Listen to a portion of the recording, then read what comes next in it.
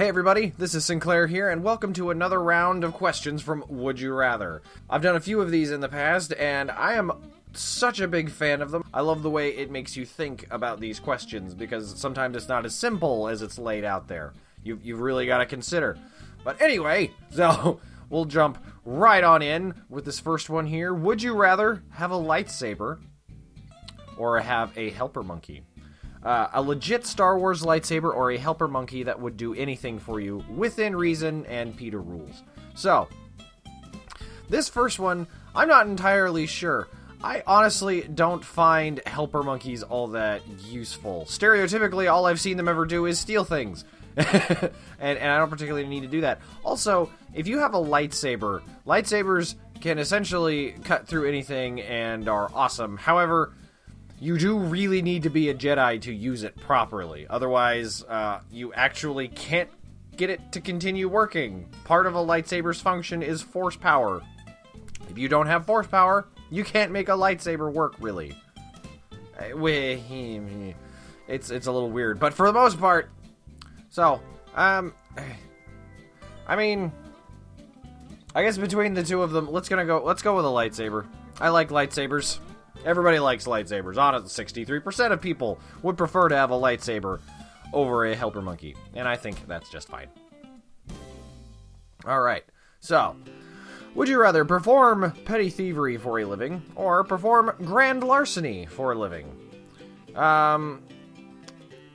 Who knows if you will get caught?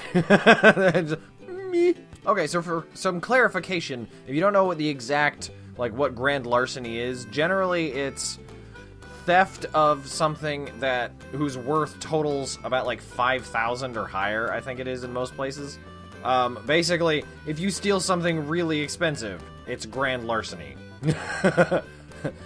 Suddenly, theft can go from, just little misdemeanor crap to actual felonies. So, be careful about what you're nicking out there, folks. People out there with sticky fingers.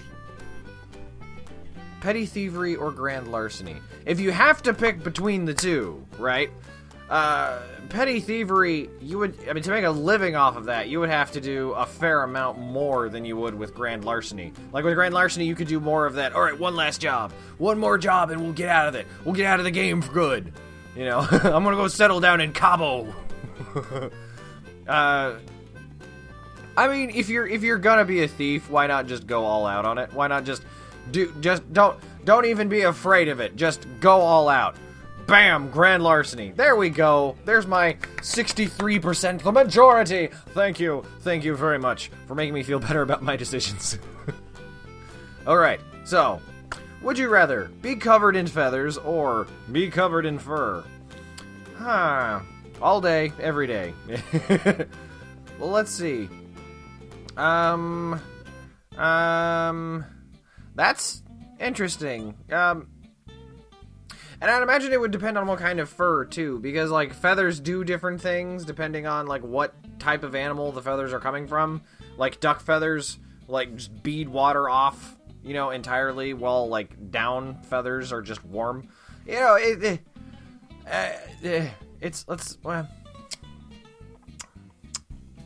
I'm gonna go with fur, because, fur is a little more mammalian in scope.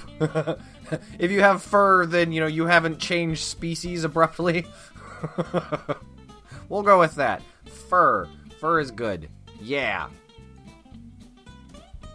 Would you rather be attacked by 50 duck-sized horses, or be attacked by one horse-sized duck?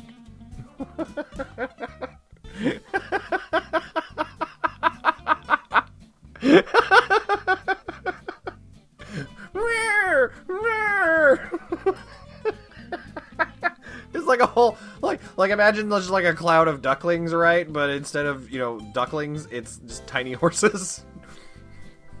Just a little, it's so adorable, I can't get over that. Okay, alright, alright, so, 50 duck-sized horses would be annoying, but a horse-sized duck? Ducks are friggin' mean. Ducks will bite you. Ducks will chase you. I do not want to be chased by a horse-sized duck. If it comes down to it, I can kick and stomp on duck-sized horses. I don't want to do it. It doesn't sound fun. It sounds terrifying and horrible, but I would do it if it came down to it. I don't know if I could deal with a horse-sized duck. That's a different story entirely. And can it fly? Can you imagine a flying horse-sized duck? That's insane. That's ridiculous. I don't want to be attacked by that. Let's go with 50 duck-sized horses. Okay! Alright, so the slim majority agrees with me. It's just an odd idea. Like, why would you be attacked by either of these things? Like, this is some crazy friggin' Hunger Games thing where, like, the district center has decided to construct these creatures, which are just bizarre and horrifying.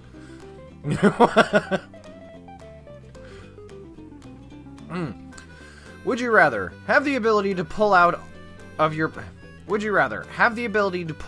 pockets the exact change needed for any purchase, or have the ability to discreetly read minds?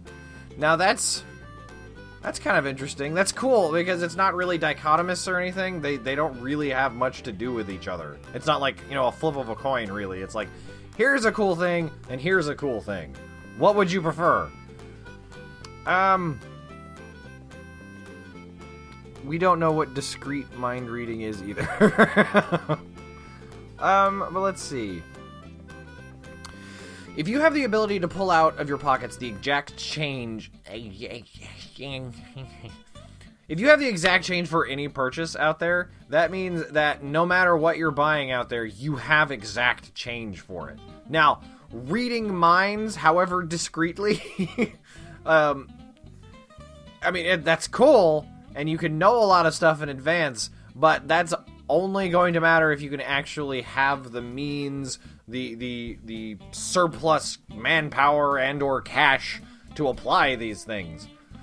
Otherwise, you're just some guy who just knows what everybody's thinking, and that doesn't really help anybody.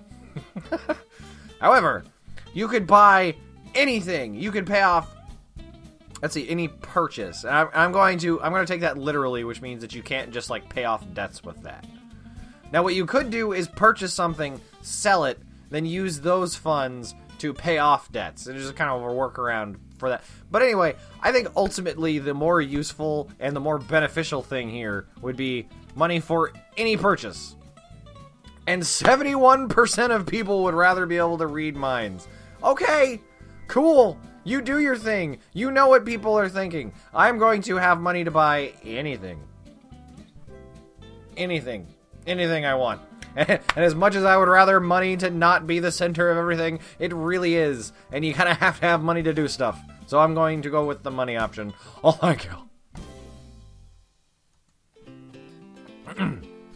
Would you rather kill a unicorn in front of thousands of children? Whoa. Okay, or kill a beloved dolphin in front of thousands of children. Why? Why are we killing innocent things here? Wow. Wow. These poor kids. I mean, okay. This question's titled Sad Kids. I wonder why. So let's see. Wow. Okay. Well, so just ignoring for a moment the unicorns not existing thing for a moment. Sorry if you believe in unicorns. In my life, there's no evidence of unicorns, so I don't find any need to believe in them.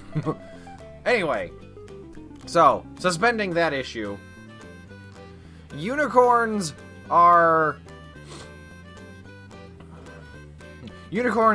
far rarer than dolphins in that no one has seen them. Except for some people have seen them. And dolphins are a lot more plentiful, and they're actually what am I trying to say? They are categorized as non-human persons, right? They are sentient things that think, and we know they think. They're just not human. It's interesting. I hadn't heard about that until recently, but that is a thing. Wow, I'm having a really hard time with this one because both are really bad. And I mean, honestly, if you look into what unicorns are supposed to be, they're like magical and super and stuff. Like, killing one of those is really bad. Dolphins are cool and all, but they're not, you know, magical virgin magnet things like unicorns are. So I'm gonna go with dolphin. Let's kill a dolphin. Cool. I don't feel good either way. I wouldn't feel good if people agreed with me either. I don't feel good about this question. Let's move on. Would you rather be captured by a wild tribe in the jungles or be captured by pirates at sea? Oh boy, I'm going with pirates at sea. Pirates at sea may actually have your language. You may actually be able to communicate with them and tell them what your worth is. A wild tribe in the jungle has its own society and language, and you're screwed. You have no purpose in their tribe.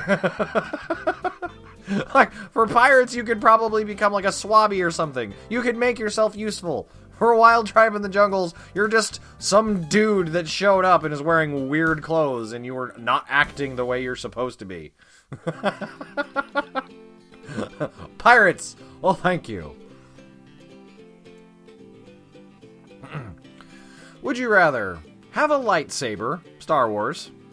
Thank you for that. Or have a phaser, Star Trek? I also needed to know that. Snarkiness aside. Okay, so this is a much better lightsaber question, right? Because you can actually compare it to something else that's kind of iconic. So, okay. Once again, you kind of need to have Jedi abilities in order to wield a lightsaber. So I'm going to go ahead and put a caveat here and say that if you have a lightsaber, you are a Jedi. If you have a phaser, you're like a Star Trek lieutenant or captain or something. So phasers are awful neat, and I am a diehard Star Trek fan, but lightsabers are way more powerful. And if you are a Jedi and know how to use it properly, there's not a lot that can actually touch you. So I'm gonna go with the lightsaber once again. Lightsabers are really cool. Yeah, thank you 89% of people who have answered this question. Thank you for showing reason in your lives. Once again, Star Trek fan here. Phasers, not as useful as lightsabers. Just saying. Would you rather live the life of Amy Pond with the Doctor and the TARDIS, or live your life along Sam and Dean Winchester and the Impala? Ooh, I am fans of both of these, though Supernatural, I'm not as much of a fan of the later seasons of that show. It just no. Anyway, that's not the point. Friggin' Doctor in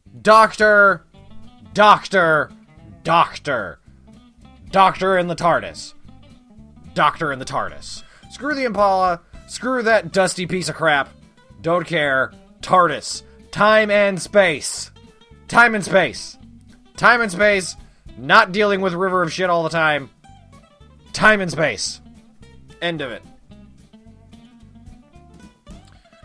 Would you rather be a vampire or a werewolf? I would rather move on to a different question. Would you rather be the first person to walk on Mars via a one-way trip, or never travel to space? Oh. Okay, going to Mars means never returning to Earth, but being remembered as the first man to walk on Mars. Okay. So... okay. Is this Mars trip?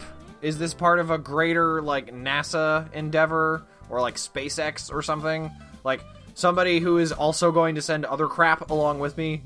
And maybe other people eventually? Because if you're just sending a guy to Mars on a one-way trip in a capsule, that sucks. That's stupid. I don't care how bad I want to go into space. There is no reason to just go sit on a dusty red ball with nothing to do, right? Right? So I'm going to assume that there's more going on if you were the first person to go to Mars. Otherwise, that is a null thing. That's just, there's no point. Other than being the first person there. Ooh. So, or never travel to space. Okay, I mean, space is important. Space is very important, and I would love to go up to Mars. I would love to go to space at all. So, we're gonna go with that. We're gonna go with that. I understand other 65% of people. It's scary up there. It's not meant for people. But it's also, we need to go out there. This rock, we need other rocks to be on, other than just this rock. It's very important. Not really part of the question, but I just thought I am passionate. Would you rather be a spouse of a polygamist or never have a relationship last longer than 2 years? Okay, interesting. To be clear, you would be one of several spouses to the polygamist. So, you are not the person who is married to multiple people. Although, this question is a little silly in that polygamy doesn't imply necessarily that one person is married to several people. It could be, you know, multiple people married to multiple people. Whatever. That's not important. Wow. That's okay. Okay.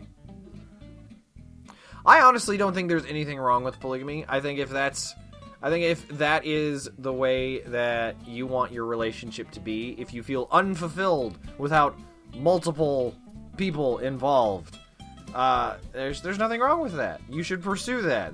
You should find other like-minded people and go have that huge, beautiful, loving family that you want. Relationships lasting longer than 2 years. That's really interesting. It's wow. Okay, really what this question about is how much attention do you want to have? Do you want to not get as much attention as the other spouses, or do you want to get all attention but only for 2-year chunks from different people? I don't know. Okay. We'll go with polygamous, because at least you know there's other people around. It won't be lonely. I don't know. Whatever. Okay. Would you rather run fast or jump high? You would run faster or jump higher than anyone else. Nike's not included. Run fast or jump high. How exactly high is jump high? Are we talking like 6 feet, 10 feet, couple stories? What's the deal here? And also, how fast are we running? Faster or jump higher than anyone else? So I guess you'd have to figure out what the records are for jumps and running. I mean, running fast. Objectively, as far as like distance traveled, running fast is going to get you farther than jumping high. Yeah, we'll go with that. We'll go with that question.